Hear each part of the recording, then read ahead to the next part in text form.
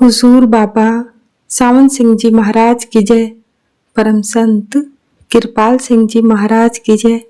प्रातःकालीन प्रवचन 31 अक्टूबर 1967, 31 अक्टूबर 1967। हम किससे प्रेम करें? भाग 1। गुरु प्यारी साध संगत जी, परम संत कृपाल सिंह महाराज जी ने फरमाया कि परमात्मा प्रेम है। हमारी आत्मा उस प्रभु की अंश है, यह भी प्रेम स्वरूप है। प्रेम हम में जन्मजात है। हमें कोई प्रियतम चाहिए जिससे हम प्रेम करें। हम हैं चेतन आत्मा। हमारा प्यार महाचेतन परमात्मा से ही हो सकता है, लेकिन हमारा प्यार बंटा हुआ है बाल बच्चों में, परिवार में, समाज में, देश में, धर्म में। यदि आपको केवल अपना परिवार प्यारा है तो आप अपने परिवार का ही भले सोचेंगे। अगर हर एक आदमी सोचने लगे कि मेरे बच्चों को अच्छा भोजन मिले, दूसरे लोगों के बच्चे भले ही भूखे रह जाएं, तो घर घर के बीच, परिवार परिवार के बीच झगड़े होंगे कि नहीं? थानों में जाकर देखो, ज्यादातर रपटे ऐसे ही पारिवारिक झगड़ों की होती हैं। आपका दृष्टिकोण आपके परिवार के हित में होता है, लेकिन उससे दूसरों के परिवारों के हित टकराते हैं। इसी प्रकार हम अपने समाज और धर्म के लोगों तक ही हमारा प्यार सीमित रहे तो समाजों में एक धर्म और दूसरे धर्म के मानने वालों के बीच झगड़े फसाद होंगे कि नहीं?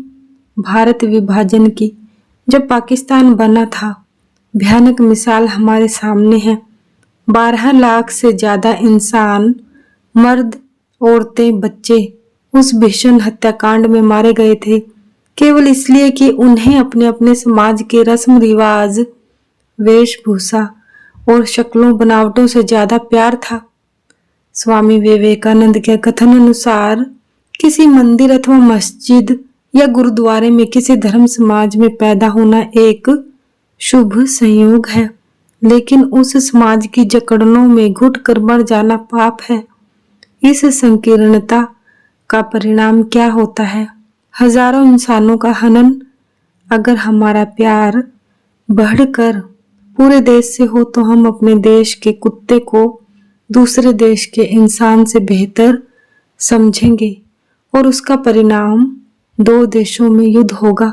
तो प्यार के इस दर्जे बदर्जे विकास से पहले अपने आप से, फिर अपने परिवार से, फिर अपने समाज से और उससे आगे बढ़कर पूरे देश से प्रेम का परिणाम भयानक सिद्ध हो सकता है। 2 परिवारों के टकराव में 10-20 के सिर फूटेंगे, जबकि 2 देशों में युद्ध हो तो लाखों जाने जा सकते हैं। जब तक हमारा प्रेम सर्वव्यापी महाचेतन प्रभु से ना लगे, दुनिया में शांति स्थापित नहीं हो सकती। हमारा आदर्श यही है कि परमात्मा प्रेम है। हमारी आत्मा में प्रेम का वास है। आत्मा को कोई प्रियतम चाहिए तो हम प्रेम किससे करें? गुरु नानक साहब ने उसी प्रभु प्रियतम के आगे प्रार्थना की है।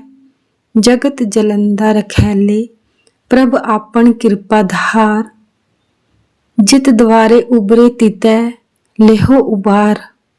परमात्मा हर एक दिल में वास करता है और हमारी आत्मा उस प्रभु की अंश है।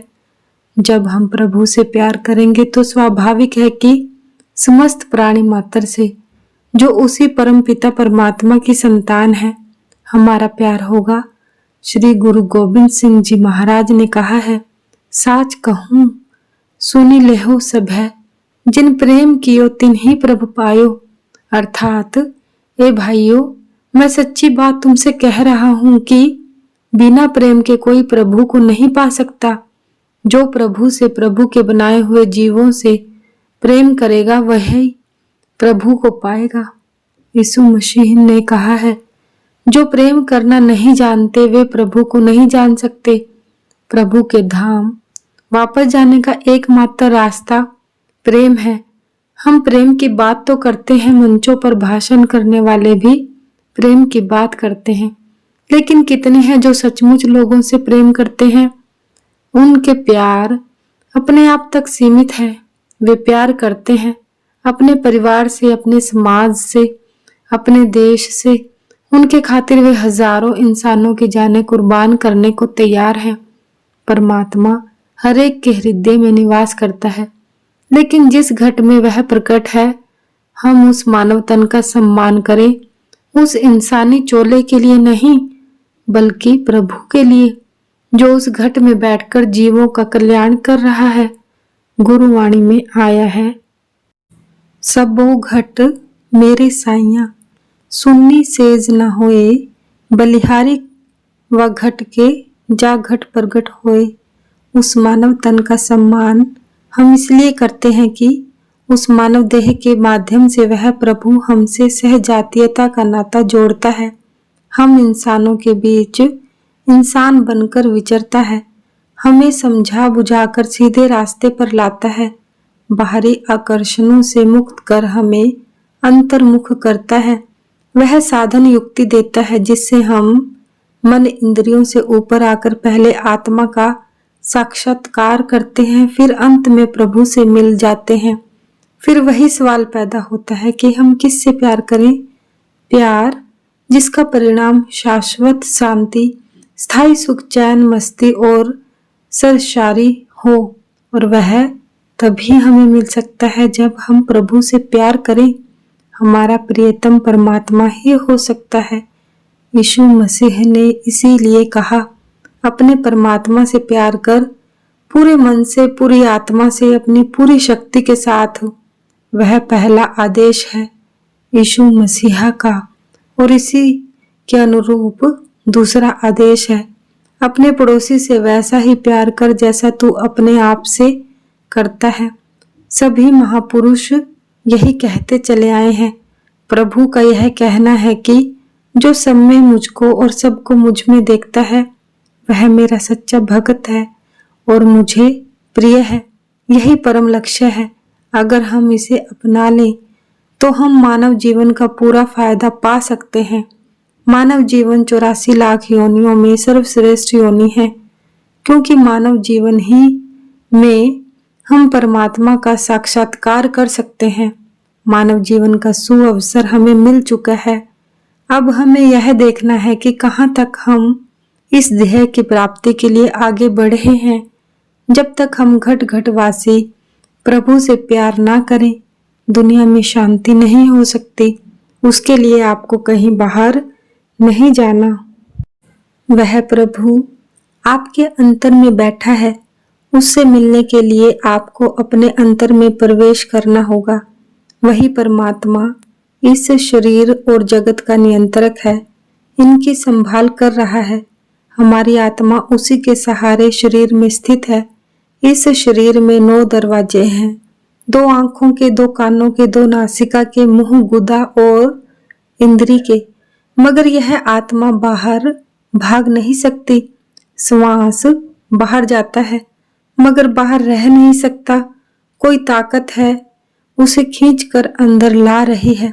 वही प्रभु की ताकत इस शरीर को चलाती है, और जब वह ताकत साथ छोड़ देती है तो हमें हमारी आत्मा को यह शरीर छोड़ना पड़ता है। वही परम सत्ता जो इस शरीर को चलाती है, सारे जगत को चला रही है। जब वह सत्ता जगत से हटेगी तो प्रलय, महाप्रलय हो जाएगी। मानव जीवन पाकर हमारा आदर्श क्या होना चाहिए? यही कि हम परमात्मा से प्यार करें, क्योंकि हम चेतन आत्माएं हैं। महाचेतनता के सागर परमात्मा में लीन होकर आत्मा में चेतनता का विकास होगा। यही हमारी मंजिल है। यीशु मसीह ने कहा है, पुत्र प्रभु रूप महापुरुष पिता परम पिता को जानता है, और दूसरे वे लोग जिनको वह पुत्र उसका परम पिता का साक्षात्कार कराए।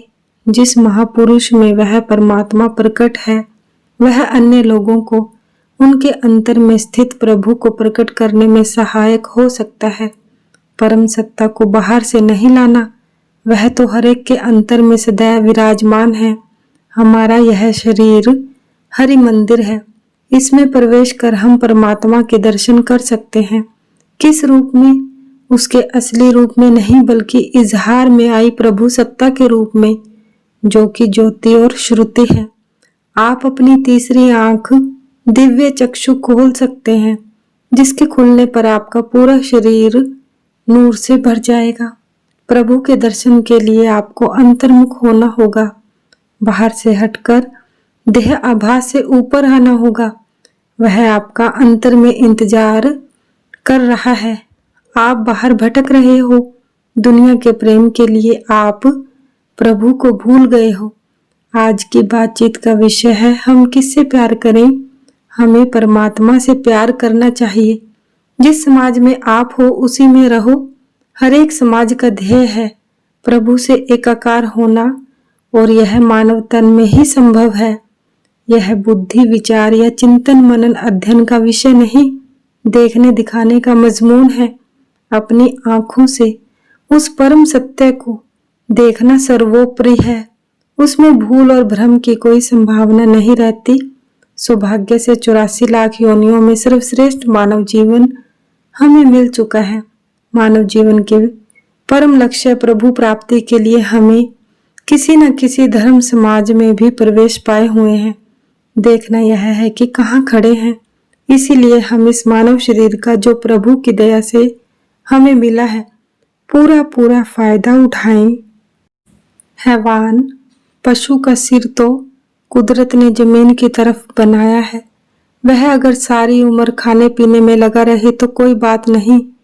ए इंसान, तेरा सिर तो प्रभु ने ऊपर बनाया है। तू ऊपर गगन की ओर देखा कर, तेरा लक्ष्य तो ऊंचा है। सतगुरु महाराज की जय। सतगुरु तेरा ही आसरा, सच्चे पातशाह तेरा शुक्र है। धन धन सतगुरु। जय गुरुदेव।